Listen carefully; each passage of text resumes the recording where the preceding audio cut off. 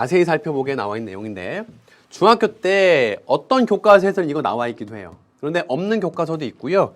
사실 선생님 중학교 때 근무해봤는데 그 중학교에 근무하면서 요거를 중학교 친구들한테 이해시키기 상당히 어렵습니다. 여러분들이 얼만큼 이해했는지 사실은 쉽지 않을 건데 고등학교 왔으니까 도전합니다. 고등학교에서는 이 정도까지는 하여 갑니다. 우리나라 권력 분립 제도인데 크게 세 가지를 했어. 뭐야? 입법부, 행정부, 사법부야. 자, 입법부는 보통 국회라고 생각하면 되는데 뭐 하는 데냐면 법을 만드는 데야. 제정. 만들고 혹은 바꾸는 데. 개정이야. 행정부는요. 대한민국 정부인데요. 정책을 집행한다고 돼 있어. 정책 집행. 그 다음 세 번째 사법부는요. 법원입니다. 뭐 하는 데냐? 법을 적용한다고 돼 있어. 뭐 한다? 재판하는 걸 생각하면 돼. 재판한다. 예를 들어 볼게요. 국회에서 법을 만들어요. 중학교까지 의무교육이라고 초중등교육법에 써 있습니다. 이거 국회에서 만든 거예요. 그러면 당연히 그 부모님들은 자녀들을 초등학교, 중학교까지는 의무적으로 교육받을 수 있게 해야 돼요. 그거를 감독하고 체크하고 문제가 있는지 없는지 살펴보고 연락하고 보내라고 하고 하는 건 여기 역할이에요. 법을 집행하는 겁니다. 그런데 어떤 경우에 이 법대로 자녀를 초등학교 입학시키지 않아. 뚜렷한 사유 없이. 이럴 경우에는 법에 의해서 여러 가지 조정 절차를 거쳐서 처분을 받을 수 있게 됩니다. 이게 바로 우리의 국가의 권력 작용이거든요. 됐나요? 그런데 이 세 기관이 어떻게 서로를 견제하는지 한번 보겠습니다. 먼저 입법부에서는 법을 만들어요. 그렇죠? 그러면 그 법을 거부할 수 있는 권한이 행정부에게 있습니다. 다시요. 입법부에서 법을 만들면 그 법을 거부할 수 있는 권한이 행정부에 있습니다. 견제가 되는 거죠. 한편 법을 만들면요. 사법부는 뭘 할 수 있냐면 이 법이 헌법에 위반되는지를 따져달라고 요청할 수 있어요. 다시 갑니다. 입법부에서 만든 법률이 잘못된 거 아닌지 헌법을 위반하는 것이 아닌지라고 따져주세요라고 요청할 수 있는 권한이 사법부에 있습니다. 그러니까 국회가 법을 만들었는데 그 법에 대해서 거부하거나 혹은 그 법이 제대로 됐는지를 따져달라고 요청하는 건 국회에 대한 견제가 되는 거죠. 이렇게 이해하시면 됩니다. 다음 갈게요. 자, 행정부는 어떻게 견제할 수 있냐면요. 일단 국회에서 이렇게 견제할 수 있어요. 국정감사할 수 있습니다. 국정감사. 국정감사라는 건 국회의원들이 행정부 공무원들이 일을 제대로 잘하고 있는지. 왜? 국민 세금을 하는 거잖아. 공무원들의 일은. 국민 세금이 정확히 쓰이고 있는지, 정당하게 집행되고 있는지를 검사하는 게 바로 국정감사입니다. 그런데 이 국정감사할 수 있는 권한이 국회에 있어요. 견제가 되겠죠. 한편 탄핵소추권이라는 것도 있어. 대통령을 포함해서 고위 공직자들이 자기 역할을 제대로 못해. 그러면 국회에서 국민의 이름으로 탄핵을 소추할 수 있습니다. 됐나요? 행정부에 대한 견제가 되겠죠. 자, 그럼 사법부는 어떻게 견제하는지 볼게요. 명령, 규칙, 심사권이라고 나와 있어요.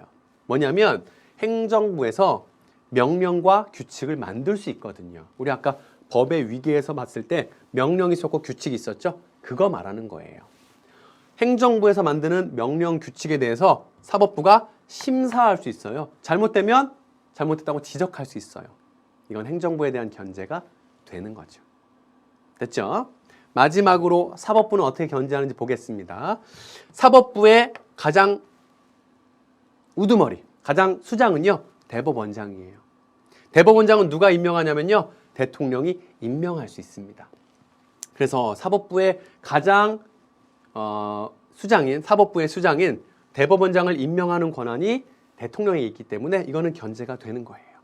혹은 그 대법원장을 임명하고자 할 때 동의할 수 있는 권한은 국회에 있습니다. 그래서 또 견제가 되는 겁니다. 마지막으로 사면권이라는 게 나오네요.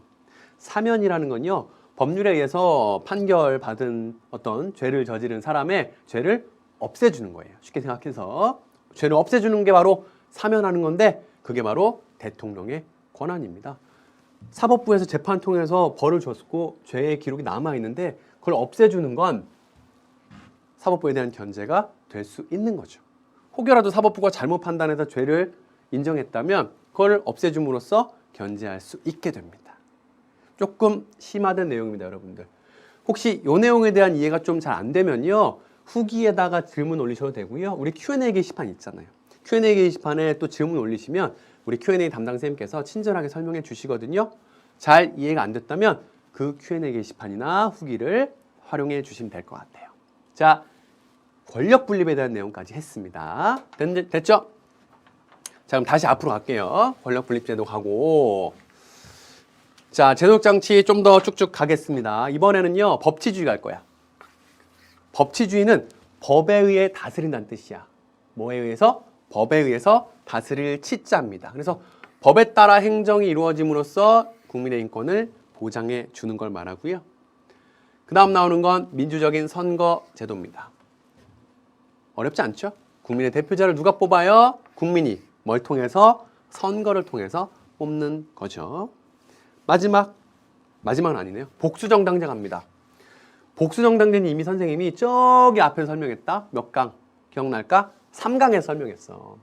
행복을 만들 수 있는 조건에서 시민 참여가 보장되는 민주주의 할 때 복수정당제 잠깐 이야기했습니다. 정당이라는 것이 2개 이상 여러 개 존재하는 거야. 그럼으로써 국민의 다양한 의견들이 반영될 수 있게 만들어 주는 거죠. 이게 바로 복수정당제고요. 마지막으로 국민의 인권 보장을 위해서 기본권 구제 제도들이 있습니다. 대표적인 기관이 바로 밑줄 몇 표입니다. 바로 헌법재판소입니다. 헌재라고도 불리는 헌법재판소. 헌법재판소. 여러분이 뉴스 조금 보는 친구들은 한 번쯤은 들어봤으면 좋겠어요.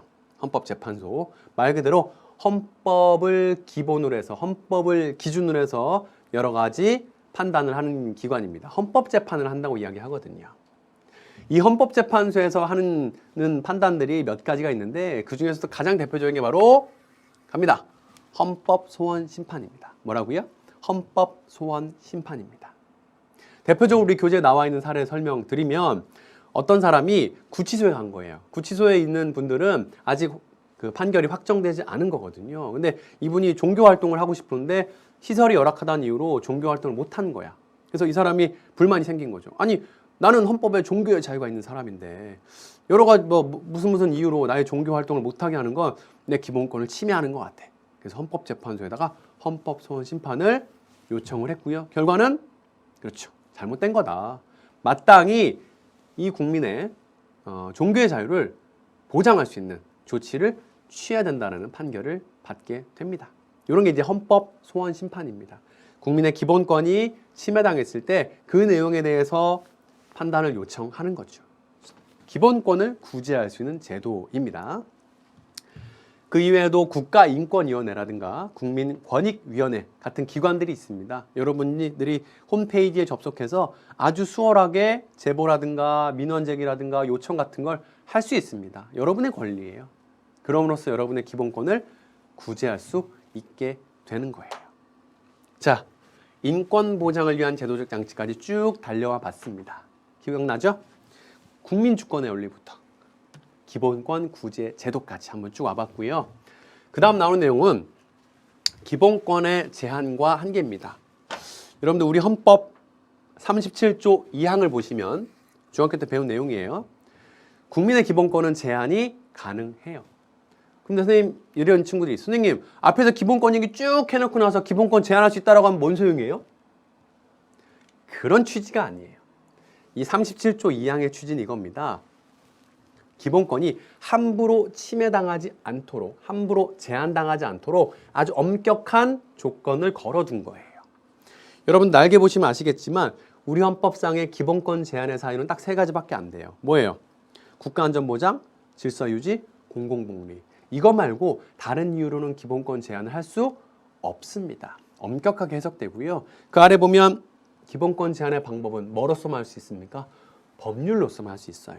그러니까 대통령의 명령으로 기본권 제한 못해요. 법률이 아니잖아요. 법률보다 하위잖아요. 명령이. 그죠? 그래서 법률로서만 하게 돼 있다. 결국 우리 헌법 37조 2항의 내용은 기본권 제한을 함부로 할 수 없게끔 만든 엄격하게 만든 조항이라고 보는 게 맞습니다.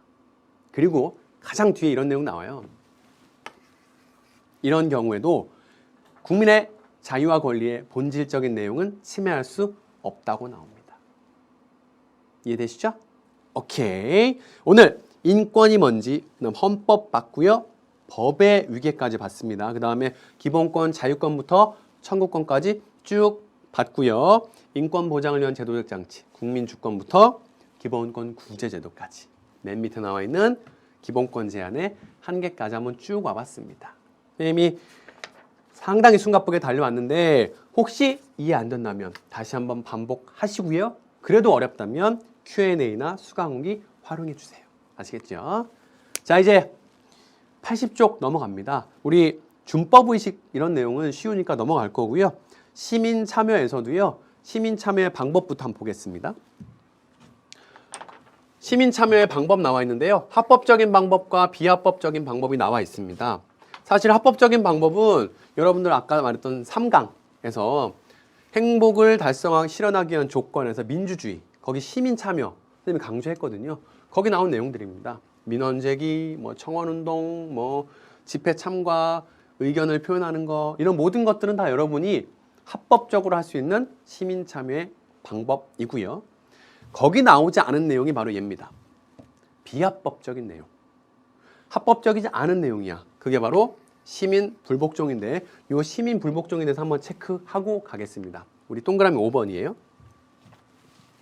사실 시민 불복종은요. 여러분 6단원에 가면 정의 파트에서 다시 한번 나옵니다. 여기서도 나오고요. 체크만 잠깐 하겠습니다.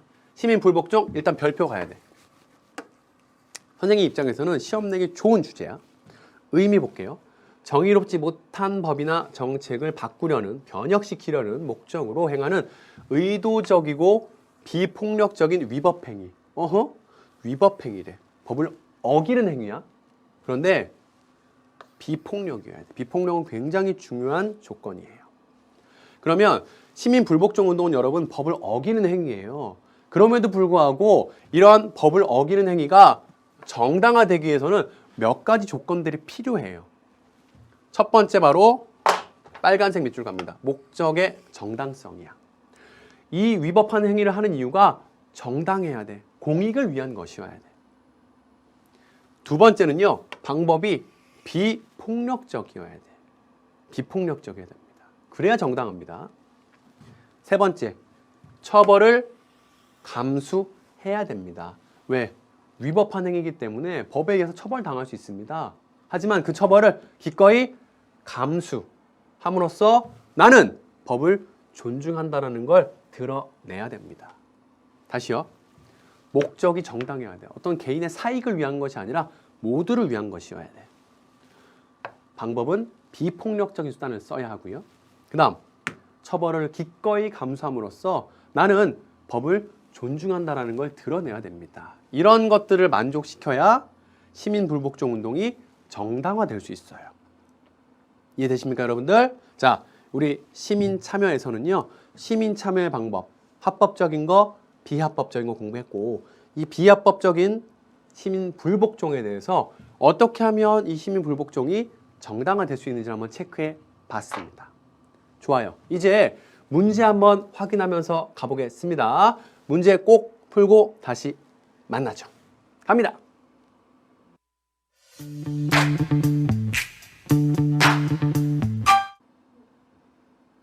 자, 문제 풀고 오셨죠?